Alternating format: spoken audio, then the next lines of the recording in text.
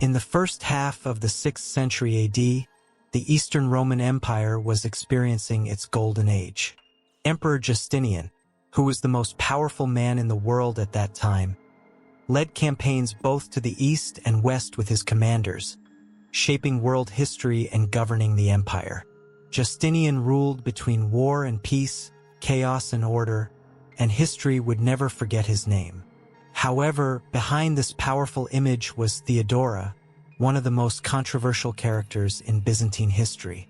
Theodora's life began in a way that was quite different from the life of a typical empress.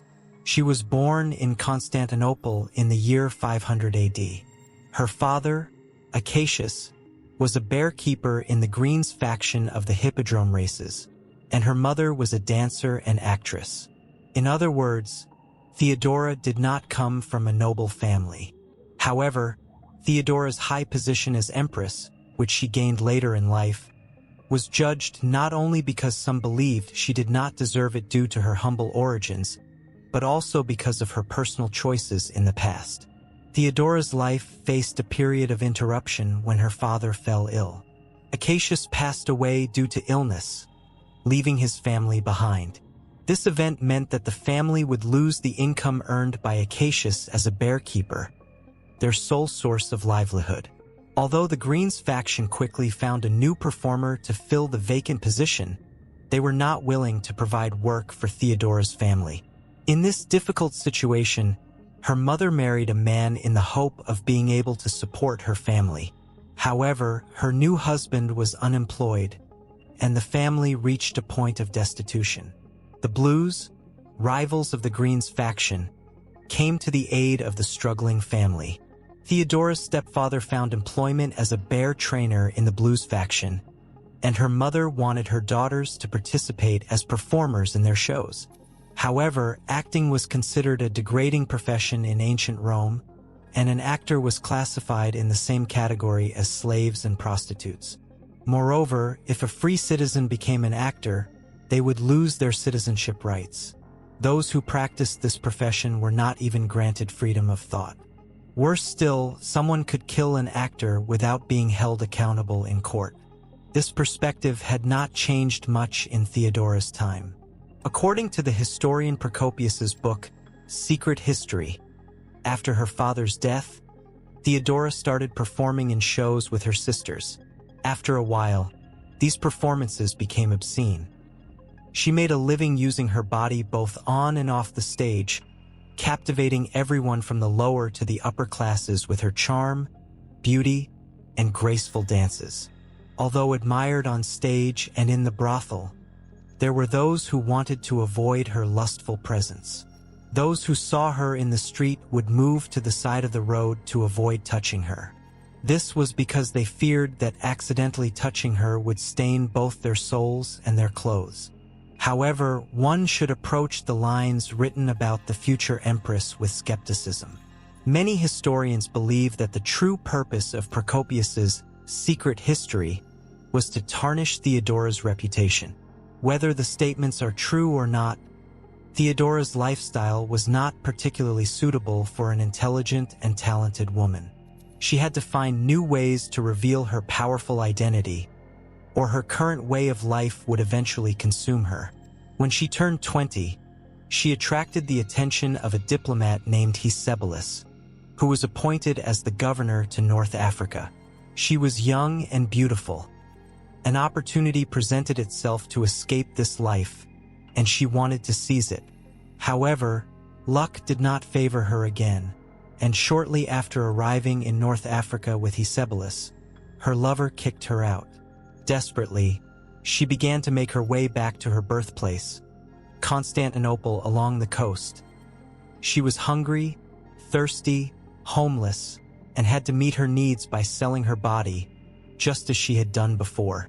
But eventually, fate brought her to Alexandria and then Antioch, which she would return to within a few years and where she would become the empress.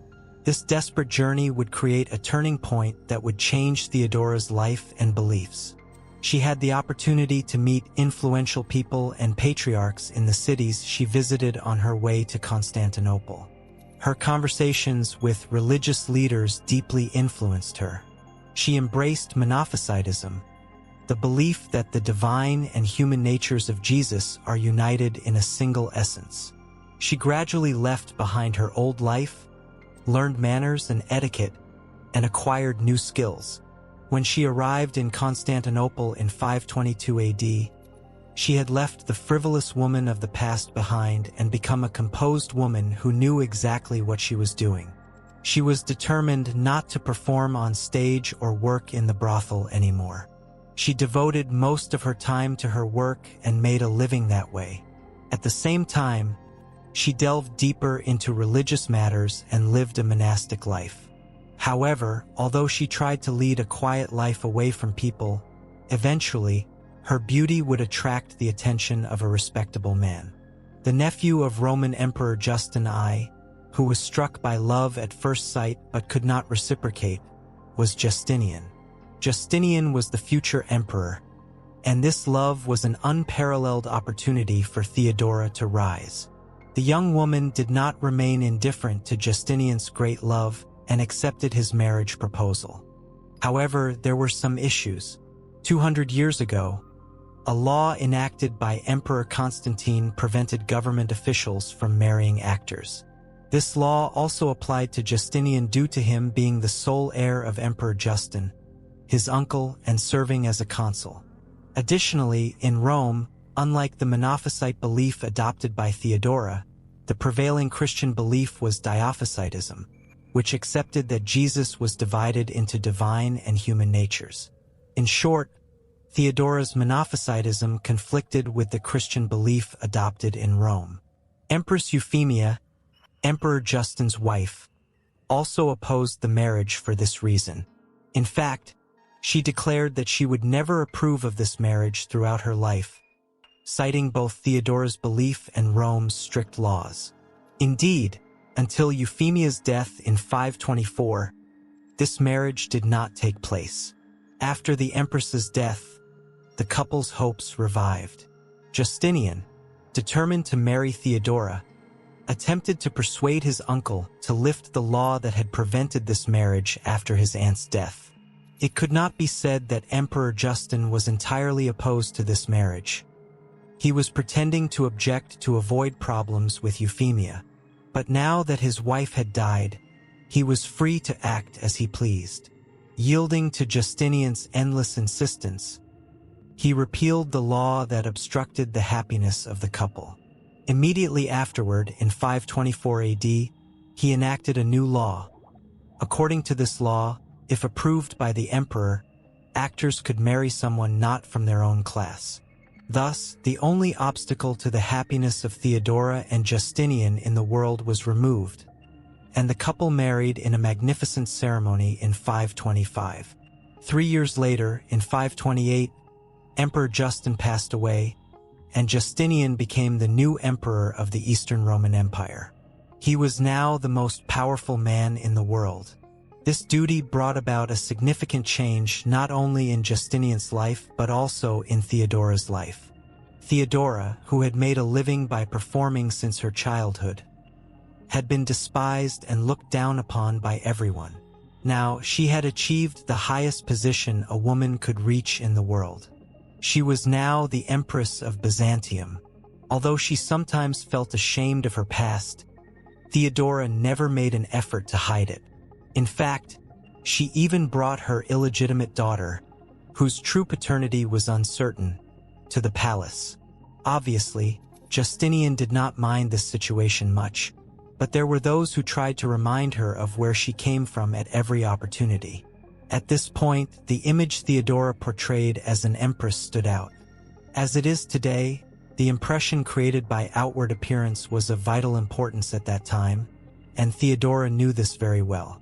She constantly wore purple robes, dazzling gold, and sparkling jewels, which served to constantly remind others of her power.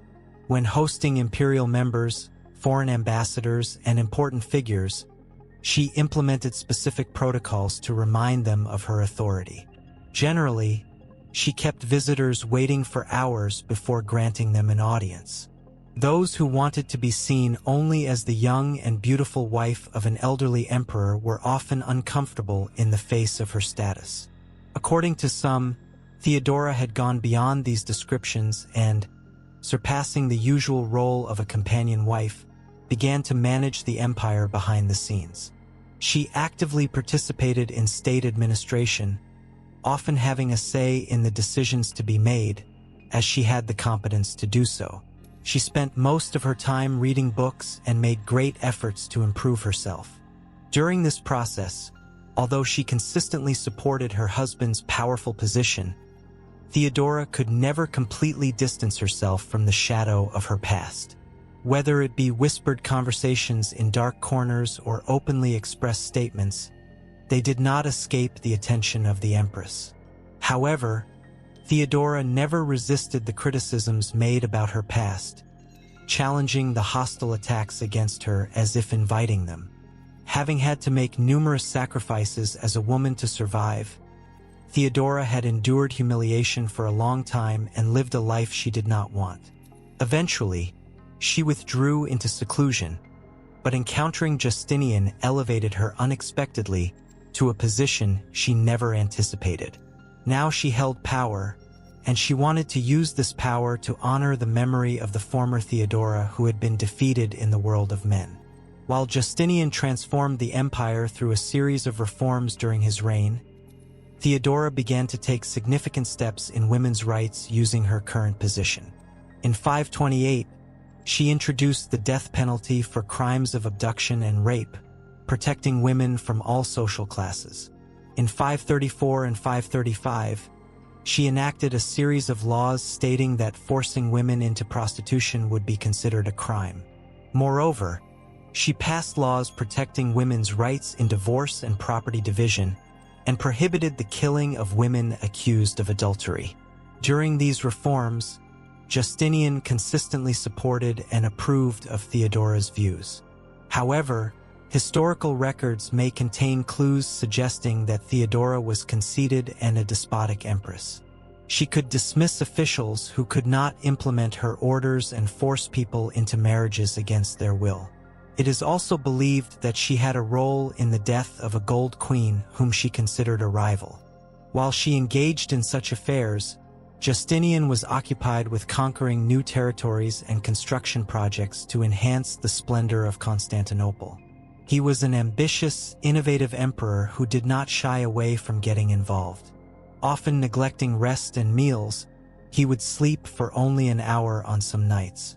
He wanted to make the capital, Constantinople, the most splendid city on earth.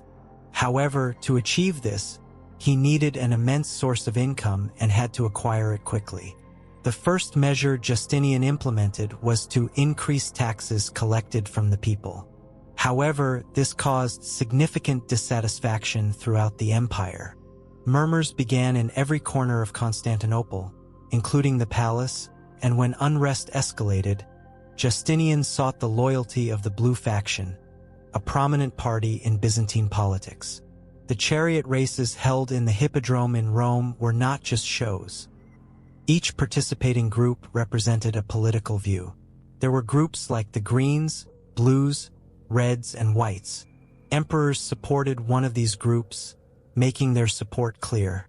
Justinian supported the Blue faction, but the Blues did not have the characteristics of being a secure base for the empire.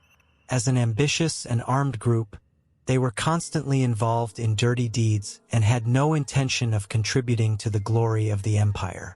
Justinian had drawn the Blues to his side to implement his policies, but their loyalty to the empire would not last long. The two biggest opposing groups in Eastern Roman politics were the Blues and the Greens, and their discord continued into the era of Justinian. In January 532, this discord turned into a rebellion that brought the empire to the brink of destruction. The governor of Constantinople, who was also a member of the Blues, had imprisoned a group member from the Blues. All were accused of murder and were to be executed as punishment. Eventually, during the chariot races held in the Hippodrome, both the Blues and the Greens joined the rebellion. Their target was Justinian and his glorious city of Constantinople. The enraged rebels began to ransack the city. City officials were murdered. Buildings were set on fire. The Magna, the former Hagia Sophia, marketplaces, the Constantinian Forum, the surroundings of the palace, and hundreds of houses were engulfed in flames. The frenzied rebels, seeking to carry out their executions, demanded that two officials be handed over to them by the administration. However, Justinian refused this request. The rebels, who became more furious, sought a new ruler by taking advantage of the absence of the emperor. They wanted to overthrow Justinian and replace him with Apicius, the nephew of Emperor Anastasios, at noon. The city seemed to be in chaos. Meanwhile, Justinian was making plans to escape in his palace. Even high-ranking soldiers like Narses and Belisarius under his command believed that this was the best solution.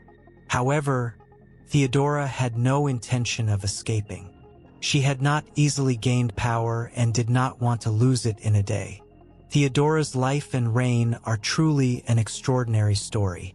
To see how this strong and influential woman affected the history of the Eastern Roman Empire and took significant steps in women's rights is interesting.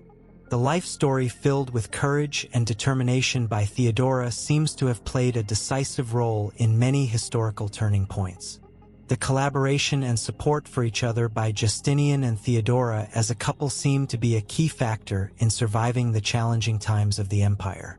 The efforts and measures taken by Theodora for women's rights show a bold stance challenging the societal norms of that era. At the same time, understanding how the empire coped with internal and external challenges is crucial. The impact of disasters such as the plague on the empire and how they overcame these difficulties show a unique challenge they faced in history.